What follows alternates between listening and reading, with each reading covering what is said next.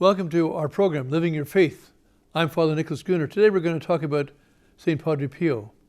Who was Padre Pio? Padre Pio was born in Pietrelcina, in a very small village not far from Benevento. He was born in the mid-1880s, and his birth was predicted by St. John Bosco. Before he died, he predicted that a great light would have come out of the south of Italy. This great light has to be Padre Pio. Padre Pio was conscious at a very early age. He remembers his father getting angry with him because he was crying and throwing him on the bed. He was less than 2 years old when he remembers this.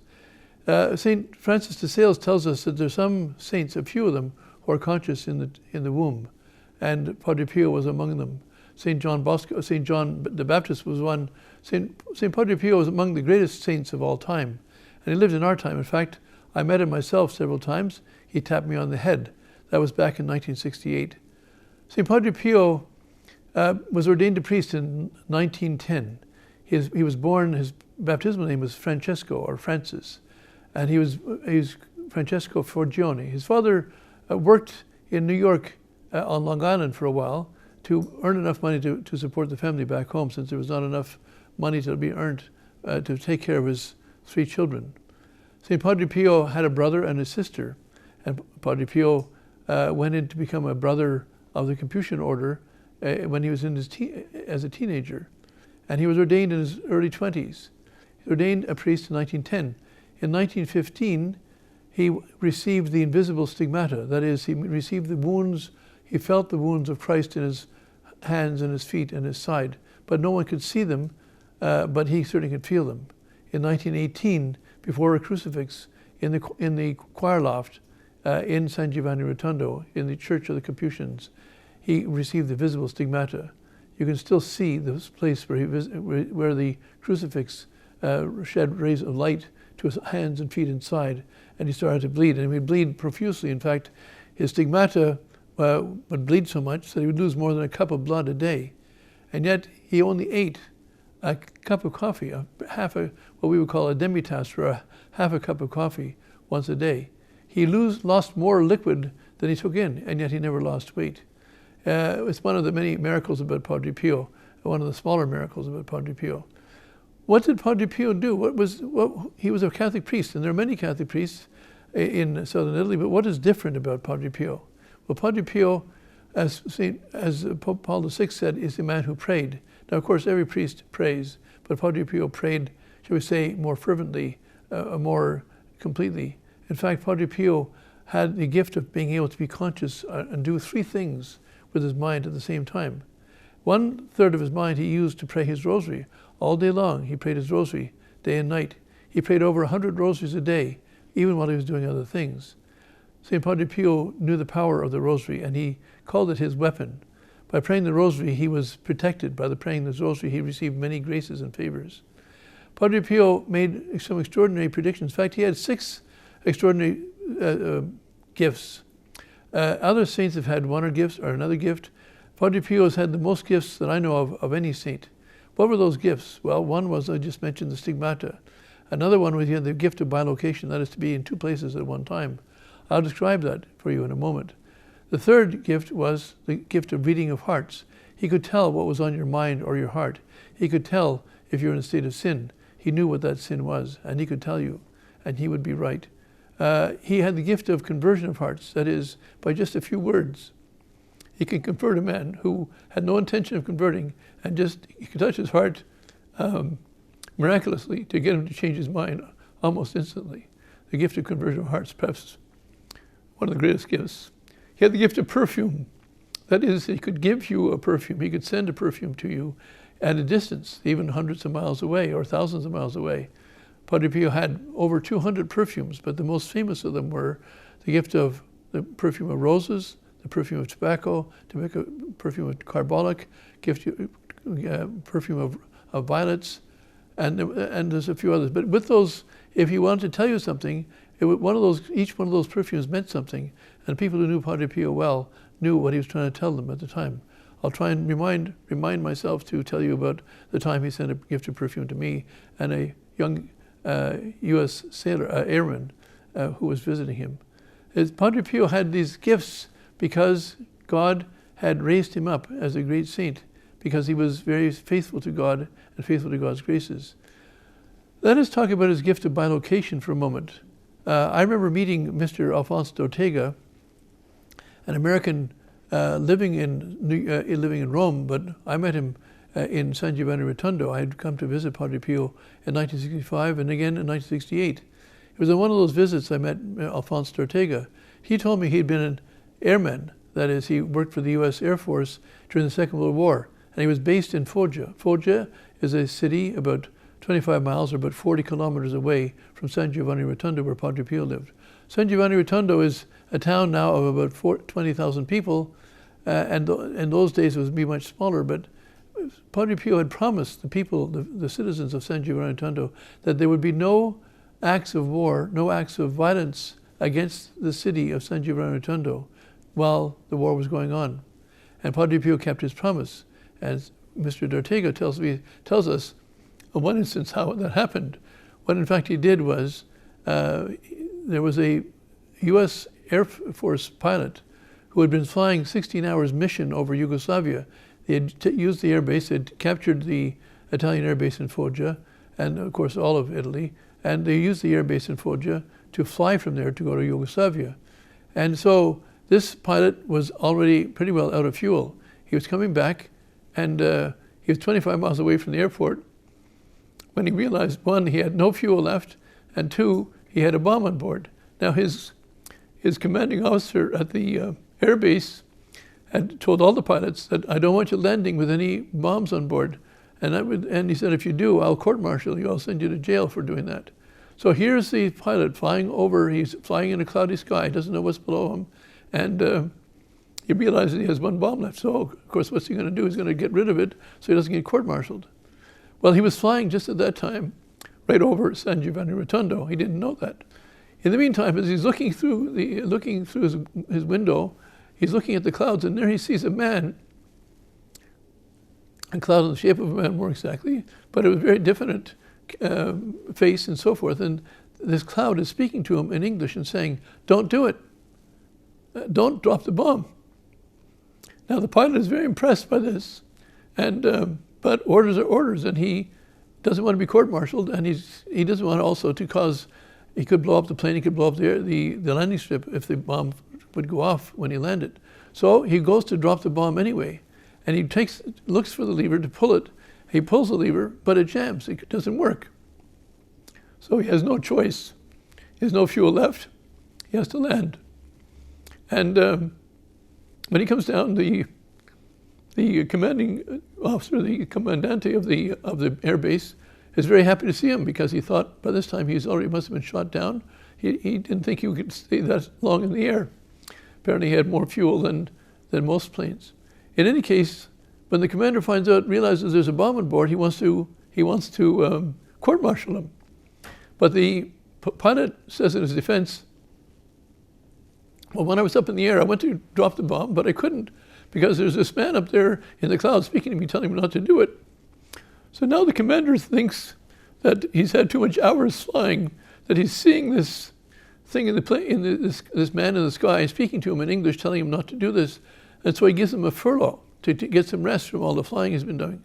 So this airman is talking about it to Ortega. Ortega was a man who worked in the Air Force, but he didn't fly. He was on the ground logistical services. And so they were talking about this in the mess hall, and there was a young boy about 10 years old there who was an Italian boy who could speak English, who was, pick up the dirty plates and bring them to the kitchen and so forth. He was a busboy, so to speak. And as they're talking about this, the busboy says, well, that sounds like Padre Pio. Now, Ortega and his American pilot friend, who was a Protestant, said, who's Padre Pio? He said, oh, he's a priest. He's up there in the mountains, and he does things like that, and he says Mass every day at 5 o'clock in the morning. So Ortega says to his friend, would you like to go up there and see who this guy is? And so his friend says, sure. I says, I'll get it cheap. And so the next day, they drive up to the San Giovanni Rotondo. They get there just before 5 o'clock. It was in a very small chapel. The chapel's been expanded since then to a much bigger church. But in that time, they could get less than 50 or 100 people into that chapel, and the crowd is there. And by the time they get there and the door opens, they're just lucky to get inside the door, and they have their backs to the wall.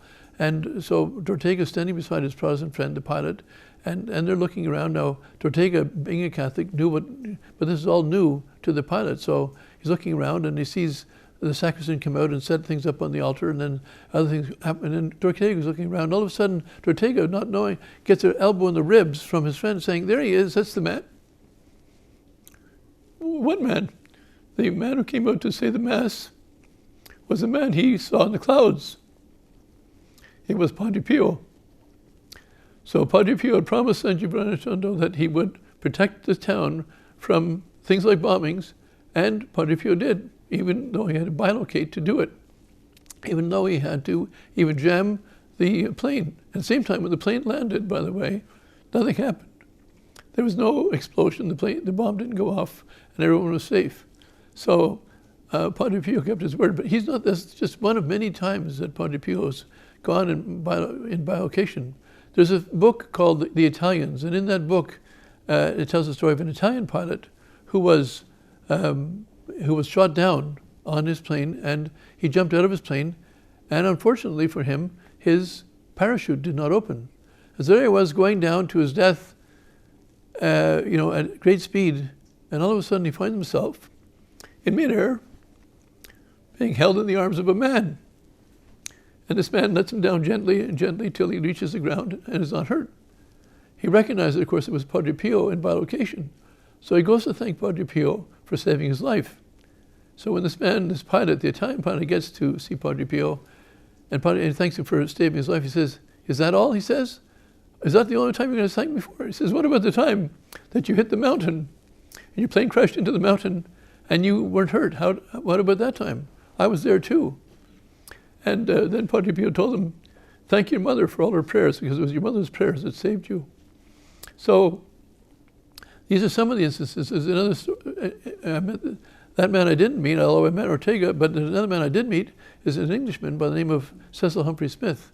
Now, Cecil Humphrey Smith told me the story about himself. He's not complimentary to himself, but it's a true story. He said he's an Englishman, and I met him in England, and he told me that he lived in Canterbury, and he was driving on the highway in Canterbury, and he got into an accident. Next thing he knew, he woke up in the hospital, and he was not well at all. He had been unconscious for some time. And then he saw this man in a brown robe standing beside his bed, and this man was telling him the importance of going to confession. Now, Cecil Smith said, I was hurting all over. I didn't want to hear this talk about confession, and I just didn't want to be bothered. Don't go away, he basically was saying to this man in the brown robe. And so the man stopped speaking to Cecil Humphrey Smith and heard him talking to God. And this man said, God said to this brown robe Franciscan, "You've done your duty, you've done what you can. That's it. You can go now, and let him die in his sins, and he'll go to hell." So, but Padre Pio, it was Padre Pio, but Cecil didn't know who it was at the time, argued back and said, "No, I can't go now. I'm insisting that you save this man's life so he can convert later." And the argument went on for a while, and Cecil Humphrey Smith fell asleep and went back unconscious, doesn't remember the end of the conversation. But he woke up and he was cured. And so some years later, he was in Italy. Now, he had fought in Italy in the Second World War, and he was stationed near Piacenza, a smaller city, but in the north, about an hour's drive from Milan. And so he was up in that area visiting friends that he had made during the war. And they said, "Well, come down and see Padre Pio." And I said, "Who's he?" He said, "Well, he's a great man. You should see him. You should talk to him." So because he wanted to please his friends, he decided he went down to see Padre Pio. When he got there, of course, he recognized he was the man standing beside his bed, telling him to go to confession. And Padre Pio had bilocated then, there he was, Padre Pio, from 1918 until his death in 1968, never physically left San Giovanni Rotondo. If you want to find that on the map, you'd find it in the middle of the spur of Italy. If you look at the spur, take the middle point, San Giovanni Rotondo is located there. It's about, as I say, 40 kilometers away from Foggia, which is on the map. And Padre Pio never left there by natural means for 50 years. and yet he was seen in England, he was seen in South America, and these are real people. I'm reminded of the story of Brother Gino. I was in the seminary with him back in late 60s, early 70s. Actually, it was early 70s when I was there. And I had a companion friend of mine who was Ron.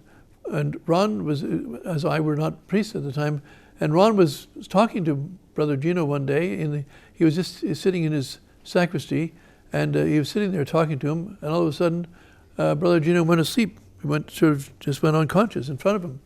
He was like that for about 20 minutes, and Ron stayed there waiting for him. And then when he woke up 20 minutes later, Brother Gino said to him, "I've just come back from the Adriatic Sea.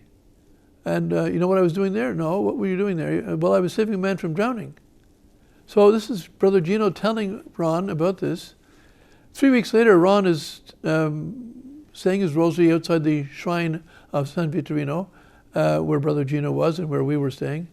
And this man comes up to Father Ron, and he wasn't Father Ron then, but Ron says, and they get into a conversation, and he says, "I've come here to thank Brother Gino for saving my life." "Oh, how did that happen?" He says, "Well, I was drowning in the Adriatic Sea, and he came by and pulled me out of the water and saved my life." So Brother Gino really was in both places, but in one place he was like asleep, unconscious, where he physically was, but he physically, so to speak, showed up by God's miracle, and he picked up this man out of the sea and saved his life.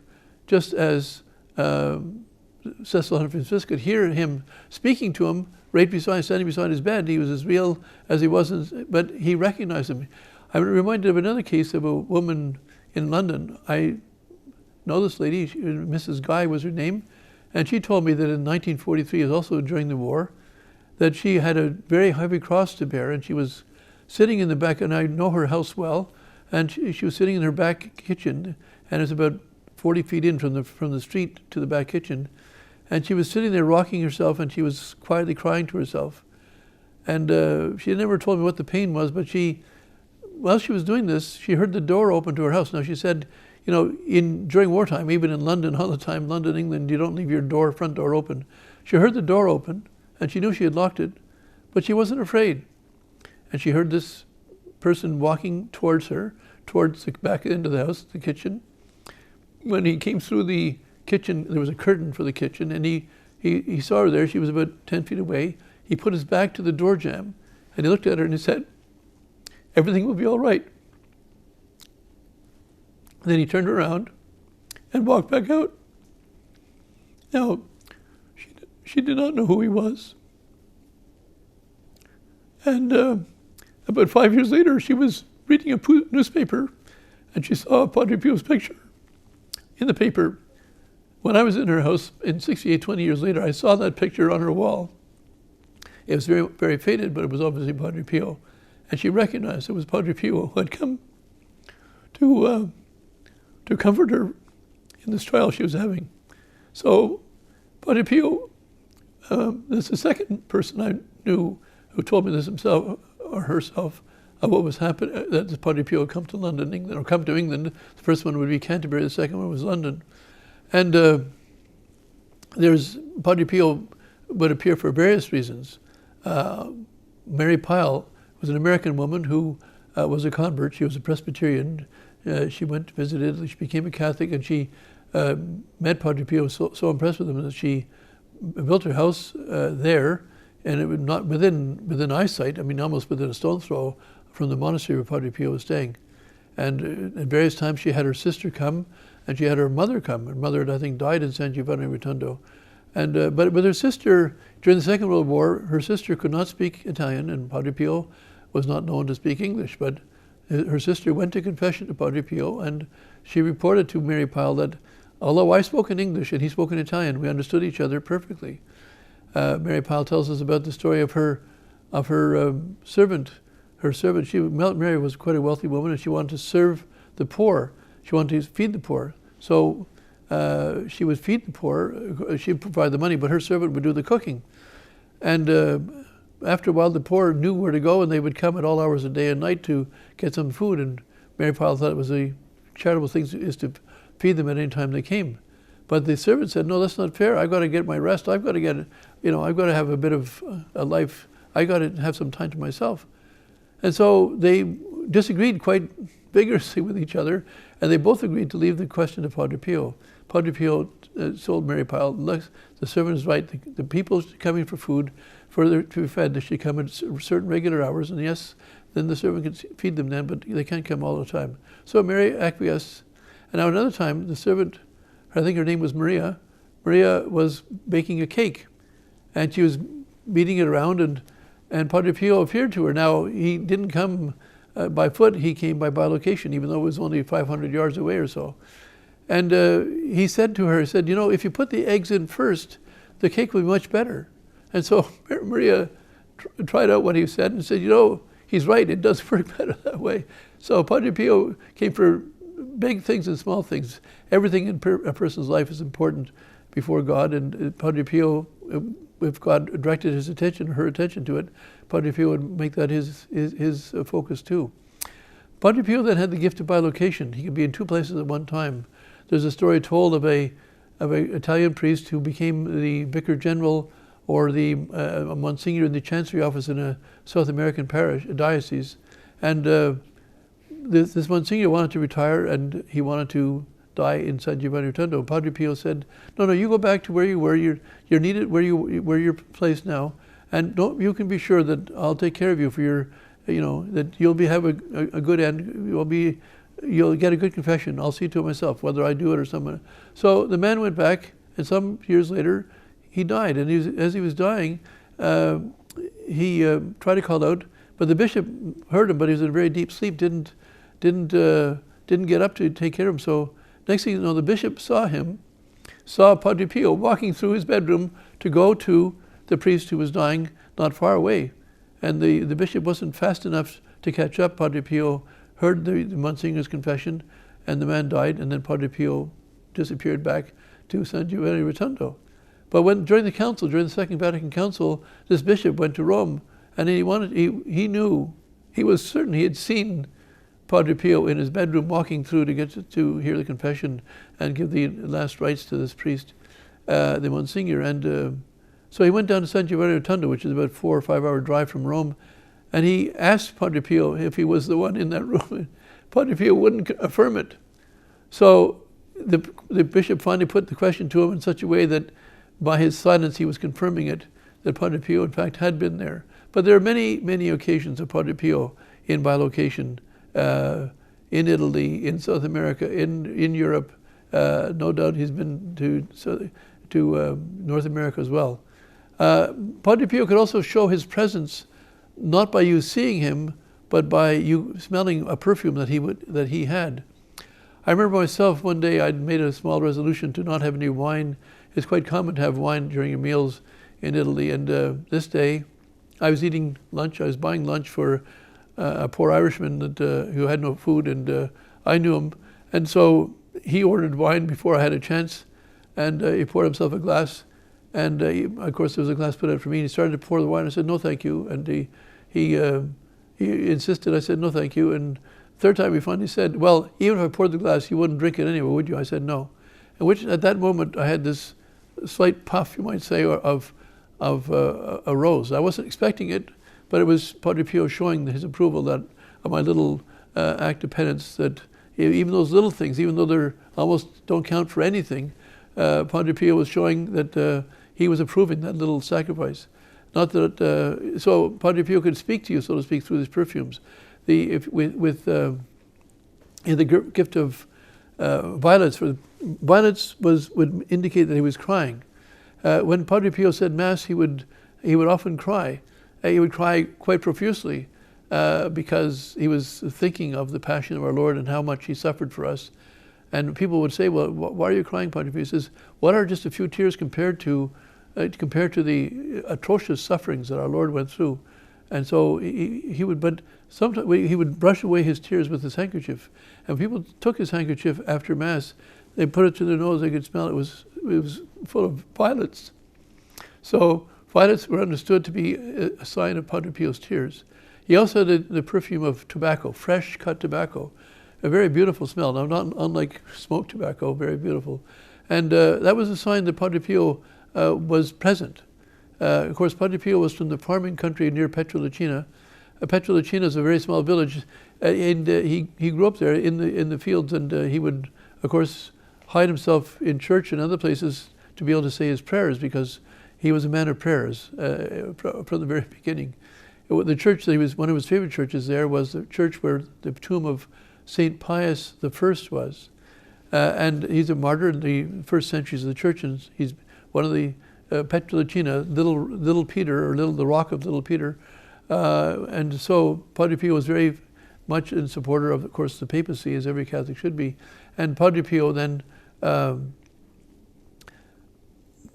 by his prayers, came to acquire these gifts. Of course, God led him, since he was chosen, even his birth being predicted beforehand. Besides the stigmata, besides bilocation, what else did Padre Pio have? Perhaps we need to talk about this in another program, but it's important for us to remember that Padre Pio prayed every day. Padre Pio prayed the Rosary every day. He's very devoted to the Blessed Virgin. One time when the devil attacked him, the Blessed Virgin was seen putting a small cushion under his head so he would not hurt his head as he was thrown to the ground. Padre Pio was a man of prayer and a man of faith. And let us remember then to practice prayer every day and remember Padre Pio. Ask him for your help. He is a great intercessor with God. Where we are now almost at the end of this program, I hope you come back to watch us another time on Living Your Faith. Remember the saints God has given us, and saints in our time, for us to give us an example how to live ourselves and ask their help. Because some things we can't achieve by our own merits and our own strength and our own prayers. That's why God gives us saints to pray to ask them through their merits and their prayers to pray the Rosary every day. God bless you, and thank you for watching. Remember, Our Lady of Fatima told us to pray the Rosary every day, and Padre Pio did that many, many times each day. God bless.